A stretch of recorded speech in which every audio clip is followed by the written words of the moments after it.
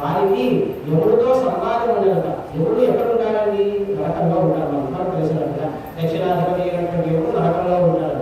యముడితో చర్చ ఉండదు అంటే వారు నరకానికి తగలరు అని శంకరాచార్యులు గారు అర్థంలో మనకి చెప్తున్నారు.